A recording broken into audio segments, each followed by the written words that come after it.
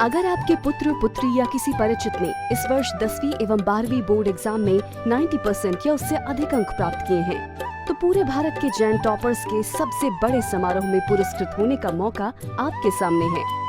परम पूज्य सराकोधारक आचार्य श्री 108 ज्ञान सागर जी महाराज की प्रेरणा व सानिध्य में आयोजित होने जा रहा है 21वां अखिल भारतीय प्रतिभा सम्मान समारोह 2020, जिसका पंजीकरण 15 जुलाई 2020 से प्रारंभ हो गया है। Open to all Jains, Digambar, Shvetambar, all India boards. Registration के लिए लॉगिन करें www.gyanpratibha.org. Date and venue will be informed to candidates.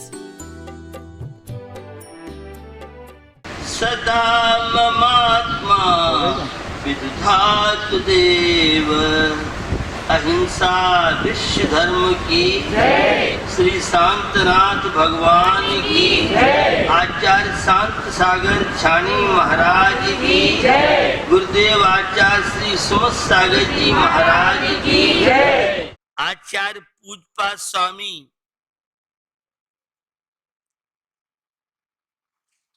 दार्शनिक जगत में जहां उन्होंने पूरे विश्व में गौरव बनाया, वहीं आध्यात्मिक रचनाओं के माध्यम से जन सामान्य को तनाव मुक्त जीवन का मार्गदर्शन किया। हजारों वर्ष पहले हमारे आचार्यों ने हमारी चिंता की और ये दुर्लभ कृतियां हमारे बीच में, और कितनी पीढ़ियां गुजर गईं, उन सब ने इन ग्रंथों की, धार्मिक आयतनों की कैसे कैसे रक्षा की होगी। यह एक विचारणीय विषय है और हम उन ग्रंथों को खोल भी नहीं पाते, उन ग्रंथों की मिट्टी साफ नहीं कर पाते। क्या हम इंसान कहलाने के अधिकारी हैं? सो समय में विचरण करने वाले मुनि महाराज, जिन्हें किसी 12 वाले ने एक नोटबुक और कलम भी नहीं दी। उस समय न कलम थी न नोटबुक थी। और आपने देखा होगा पहले बर्तनों पे टाकी हथौड़ा से एक एक शब्द खोदते थे। ऐसे कांटे को उन्होंने कलम बना करके और ताड़ के पत्ते को नोटबुक बना करके कितने ग्रंथों की कैसे रचना की होगी, शायद उस परिश्रम को हम और आप नहीं समझ सकते। मेरा पांडुलिपियों में थोड़ा सा रुचि है और उनके संरक्षण के लिए छोटे मोटे प्रयास ही कर सकते हैं। ऐसे आध्यात्मिक दार्शनिक आचार्य की कृति इष्टोपदेश में अपन चर्चा कर रहे हैं और उस इष्टोपदेश की एक कारिका के द्वारा चर्चा को आगे बढ़ाऊं। बरम व्रतहि पदम दैवम ना व्रतहि हुवत नार के, छायास्तपा तपस्थयोर भेदः प्रतिपालयतो महान्। हमारी भारतीय संस्कृति आचरण प्रधान संस्कृति रही है और हमारे आचार्यों ने 4 अनुयोग में चरणानुयोग के ग्रंथों के द्वारा हम सबका कुशल मार्गदर्शन किया है। आप ग्रस्त हैं तो आपका कैसा आचरण होना चाहिए, आप और आगे बढ़ रहे हैं, घर में रहते हुए संत जैसा जीवन, तो 12 व्रत है, प्रतिमाओं का वर्णन है, और मुनि बनकर के कैसा आचरण होना चाहिए, तो उन्होंने व्रत की महिमा, अगर लौकी पर व्रत नहीं हो, केला पर व्रत नहीं हो, आम पर बकला छिलका नहीं हो, तो वह सेब पर छिलका वो व्रत है, सुरक्षा है। उस पहले शीशी में होता था ढाटा टाइप का, अब तो सील बंद है, ढक्कन वगैरह चले गए हैं। जब तक वह सील बंद है तब तक सुरक्षित है, और शील के खुलते ही वह बेकार उसमें सूक्ष्म जीवों का प्रवेश हो सकता है, स्थूल का भी हो सकता है। तो ये व्रत हमारी सुरक्षा है। तो यहाँ बात की है व्रत का पालन, एक नियम संयम का पालन करने वाला जीवन में सफल सार्थक मनुष्य पर्याय को सार्थक कर लेता है। और जिसके जीवन में कोई नियम नहीं, कोई संयम नहीं, ऐसे जो व्यक्ति हैं उन्हें पशु के सदृश संज्ञा दी।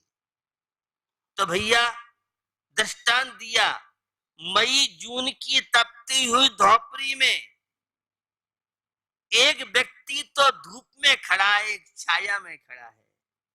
तो धूप वाले से छाया वाला व्यक्ति अच्छा है। ऐसे ही एक असंयमी का जीवन, स्वच्छंद जीवन, विलासता का जीवन, भौतिकता का जीवन, वह जीवन है। और एक अपने नियम संयम, ये कोरोना वायरस सबको सिखा रहा है, संयम से जीवन व्यतीत कीजिए, अपने ऊपर नियंत्रण रखो।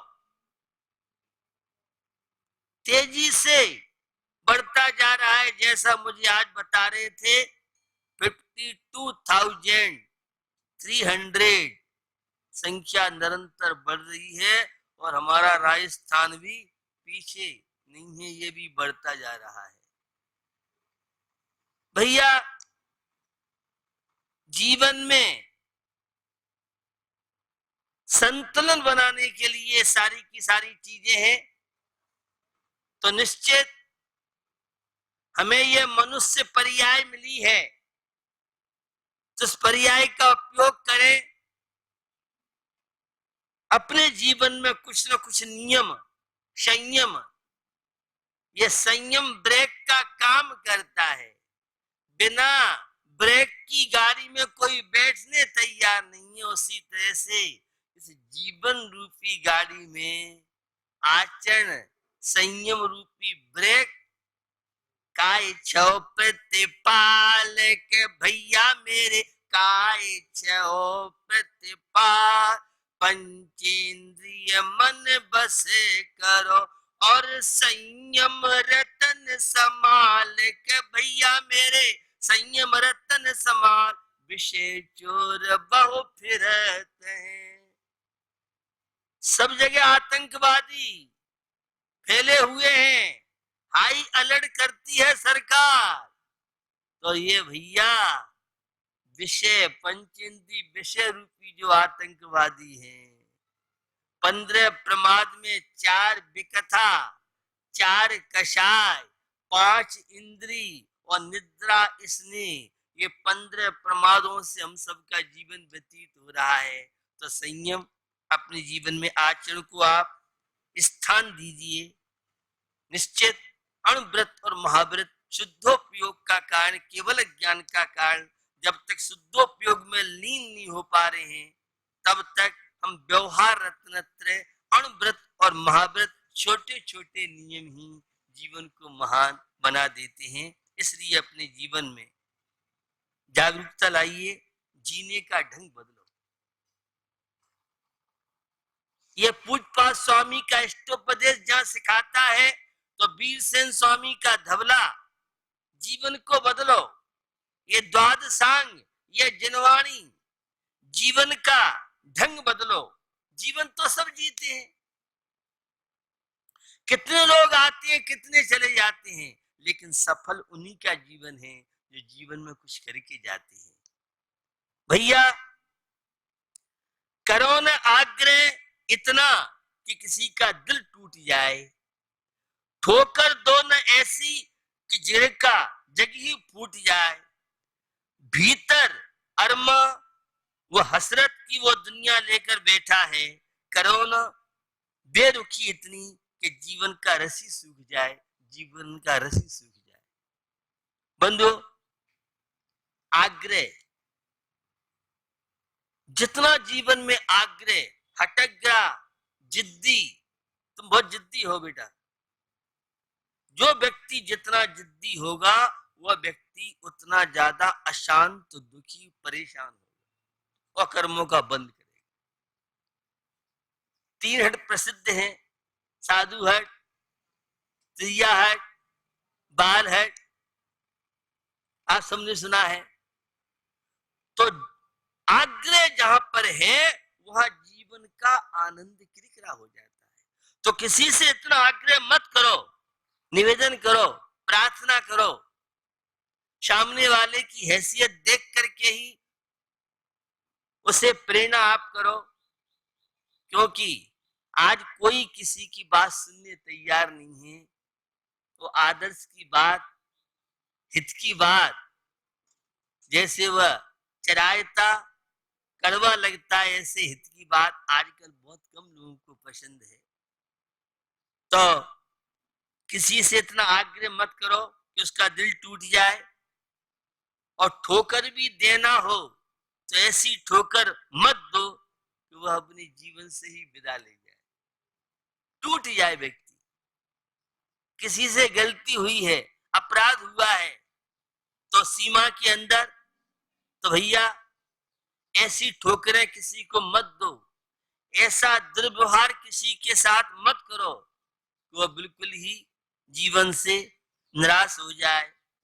हर व्यक्ति के जीवन में अरमान रहते हैं, अपेक्षाएं रहती हैं, और ऐसा बेरुखी व्यवहार मत करो किसी के साथ कि जीवन का रस ही सूख जाए। पारिवारिक जीवन में देखें, सामाजिक जीवन में देखें, राजनीति के जीवन में देखें, आध्यात्मिक जीवन में देखें। भैया कल ही मैंने आपसे बात की थी, यह मानव जीवन, मनुष्य का जीवन, सांसारिक जीवन, ये घटनाओं का मेला है। मेला में आप जाते हैं, जो मेले में पंथी जन मिलने फिर धरते, जो तरवर पर आन बसेरा। बंधुओं, मेले में कितनी जगह से आते हैं, वृक्ष पर कहां कहां से पक्षी इकट्ठे हो जाते हैं उस समय होते ही। तो ये पूरा जीवन घटनाओं का मेला है, और अनेकों व्यक्ति हैं, उन व्यक्तियों के बीच में तनाव, टकराव, बिखराव के प्रसंग, उलझन के प्रसंग, मुंडे मुंडे मतर भिन्ना। एक ही माँ के जाए हुए लाल दोनों अपोजिट के हैं। एक कांग्रेस में जा रहा है, एक भाजपा में जा रहा है, एक धर्मात्मा है, एक अधर्मात्मा है, एक नैतिक है तो एक अनैतिक है। ये सब विचित्र विचित्र स्थितियां। तो जहां जितना आग्रह होगा वहां उतना तनाव होगा। मेरा खूंटा तो यहीं गड़ेगा। ये आग्रह अहंकार का प्रतीक है, और अहंकार हमारे जीवन की क्षमता को विदा करा देता है, हमारे जीवन की श्रेष्ठता को विदा कर देता है। बड़ा आनंद आता है अहंकारी आदमी को, लेकिन आनंद क्या आता है, वह बिल्कुल बर्बाद हो जाता है। तो ये आग्रह तनावों कारण है, अशांति कारण है, यह टकराव का कारण बनता है। बार बार जिन देखो तो दौरानी कहती है ऐसा होगा, और जेठानी कहती है ऐसा होगा। सासू कहती है इस चूल्हे पे प्याज नहीं बनेगी, और बहू कहती है मैं इसी चूल्हे पे प्याज बनाएंगे। ये टकराव की बात कर रहा हूं। ईगो, अहंकार, इस मान सम्मान अहंकार के कारण किस तरह से तनाव बढ़ रहे हैं, आकुलता बढ़ रही है, जीवन में समस्या बढ़ रही है, और जीवन बिखरता जा रहा है। हमारी शांति, प्रसन्नता, आनंद वो हमसे विदा लेता जा रहा है। तो भैया इस इन घटनाओं की वजह से ही जीवन में उलझने बढ़ती है, समस्या बढ़ती है। समस्याएं मात्र कर्म की उद्देश्य ही नहीं, कर्म का उद्देश्य तो है ही अंतरंग निमित्त। ये समस्या हमारी सोच के द्वारा समस्या पैदा होती। तो हमें यह नरजीवन मिला है, अच्छी सोच, अच्छे विचार, अच्छी भावनाएं। तो ये घटनाओं का क्रम हमारे जीवन में उलझन बढ़ाता है, गलत फहमी। बड़े भाई के अंदर छोटे भाई के प्रति गलत फहमी है, और छोटे भाई के अंदर बड़े भाई के प्रति गलत फहमी। अड़ोसी पड़ोसी है, दो धर्मात्मा है, व्यर्थ की गलत फहमी, व्यर्थ के विकल्प करके और अशुभ आश्रम अशुभ बंध निरंतर करते रहते हैं। तो भैया ये आग्रह ही गलत फहमी लाता है, यही उलझने बढ़ाता है, यही समस्या बढ़ाता है, और यह तनावों की ग्रंथियों के बढ़ाने में माध्यम कारण बनता है। तो चिंतन की जितनी गहराई जीवन में होगी, और वो भी अच्छा चिंतन हो, एक तो खोटा चिंतन, अश्लीलता के विचार, पाप के विचार, दुर्भावनाओं के विचार, और एक अच्छे विचार। आप जैसे विचार बनाएंगे वैसे ही प्रकृति आपको साथ देगी।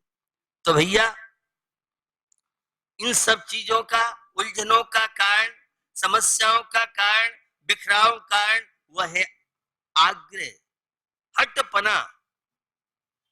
मिट जाएंगे लेकिन सामने वाले को मेट के छोड़ेंगे। यही तो है मिथ्या दर्शन, यही तो है अधर्म। धर्मात्मा का जीवन, भाई तुम भी बैठो हम भी बैठेंगे। एक दूसरे को एडजस्ट करने की क्षमता का नाम ही तो धर्म है, और किसी को कोई नहीं सुहाए इसका नाम अधर्म है, पाप है, मिथ्यात्व है, अज्ञान है, तो भैया अशांति है।